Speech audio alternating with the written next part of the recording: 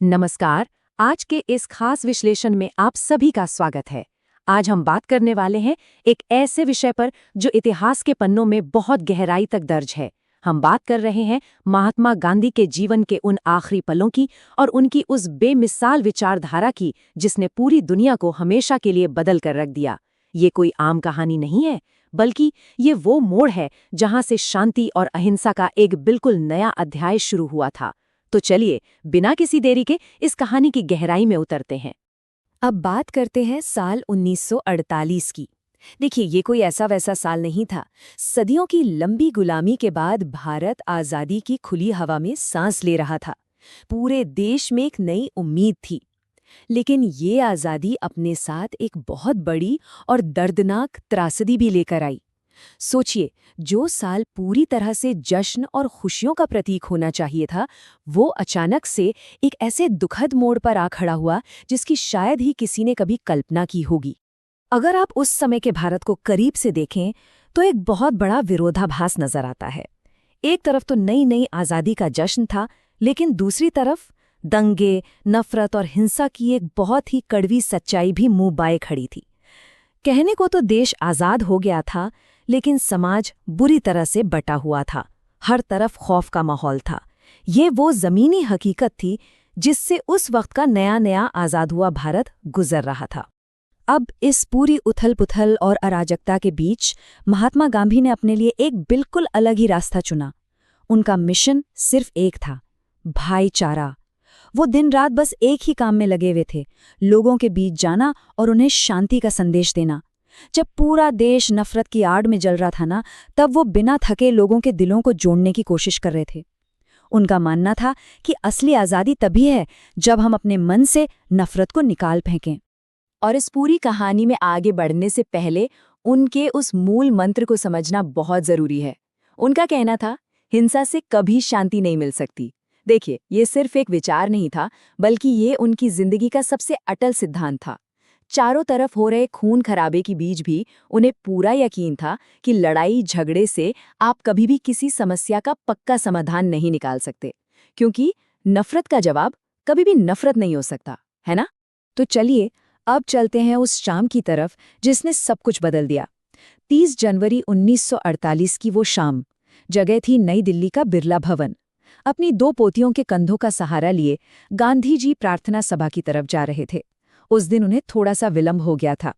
उम्र का तकाजा था, लेकिन फिर भी देश को जोड़ने का उनका जज्बा बिल्कुल अडिग था। बाहर से देखने में वो एक बहुत ही साधारण सी शाम लग रही थी।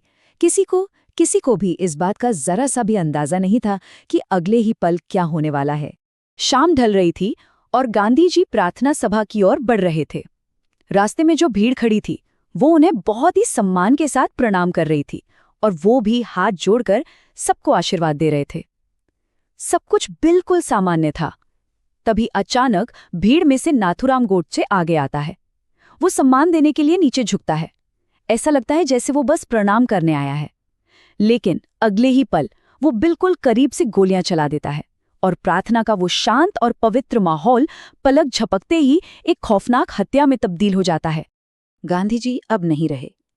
यकीन मानिए, ये सिर्फ कोई आम खबर नहीं थी। ये एक ऐसा सन्नाटा था जिसने उस वक्त पूरे माहौल को जकड़ लिया था। गोली लगते ही गांधी जी वहीं गिर पड़े थे। उस जगह पर जो अचानक से एक डर, खौफ और घबराहट फैली, उसका हम और आप आज सिर्फ अंदाजा ही लगा सकते हैं। लोग पूरी तरह से सन्न रह गए थे। चारों तरफ अफरा तफरी का माहौल था। उस पल की वो भयानक खामोशी और वो गहरी निराशा आज भी इतिहास के पन्नों में साफ महसूस की जा सकती है। और फिर जो हुआ वो तो होना ही था। ये मनहूस खबर जंगल में आग की तरह पूरे देश में फैल गई। बड़े बड़े शहरों की सड़कों से लेकर दूर दराज के छोटे छोटे गांव तक हर जगह बस शोक की एक लहर दौड़ गई। जैसे जैसे लोगों को पता चल रहा था, पूरा का पूरा भारत फूट फूट कर रो रहा था। हर घर में मातम का साया था। ये एक ऐसा सामूहिक दुख था जिसने उस वक्त पूरे देश को अंदर तक झकझोर के रख दिया था। अगर आप ध्यान दें तो इसमें एक बहुत गहरी विडंबना छुपी है, जिसे स्वीकार करना शायद सबसे मुश्किल था। जिस इंसान ने अपनी पूरी जिंदगी इस देश को आज़ादी दिलाने में लगा दी, अपना सब कुछ न्यौछावर कर दिया, आज जब आज़ादी मिली गई थी तो उसी आज़ाद हवा में उस इंसान का सफ़र इतनी क्रूरता के साथ ख़त्म कर दिया गया। ये एक ऐसा सच था जिस पर यकीन कर पाना नामुमकिन सा लग रहा था, और ये देश के इतिहास में हमेशा के लिए एक गहरे घाव की तरह दर्ज हो गया। लेकिन पता है, यहीं से इतिहास ने एक बिल्कुल नया मोड़ लिया। देखिए, शरीर तो मिट सकता है, लेकिन विचार कभी नहीं मरते। महात्मा गांधी सिर्फ हाड़ मांस के एक इंसान नहीं रह गए थे, वो एक बेहद मजबूत विचार बन चुके थे। हाँ, उनकी शारीरिक हत्या जरूर कर दी गई, लेकिन उनकी जो विचारधारा थी ना, वो हमेशा हमेशा के लिए अमर हो गई। एक आम इंसान से एक अमर विचार तक का ये सफर ही तो उनकी सबसे बड़ी जीत है। उस भयानक त्रासदी के बाद भी उनकी 3 बुनियादी शिक्षाएं हमेशा के लिए हमारे बीच रह गई। पहली, सत्य ही सबसे बड़ी ताकत है। दूसरी, अहिंसा सबसे बड़ा हथियार है। और तीसरी, नफरत को सिर्फ और सिर्फ प्यार से ही जीता जा सकता है।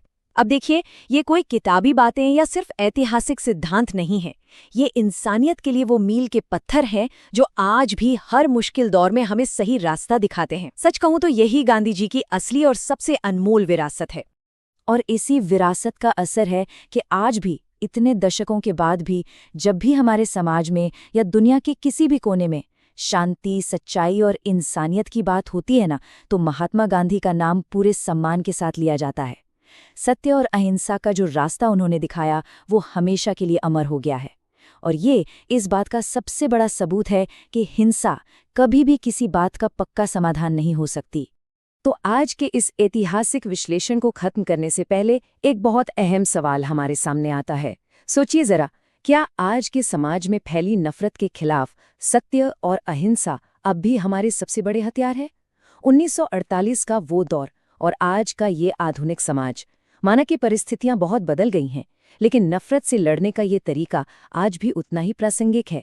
क्या हमें आज भी इस रास्ते की जरूरत है? ये सवाल हम सबको खुद से जरूर पूछना चाहिए।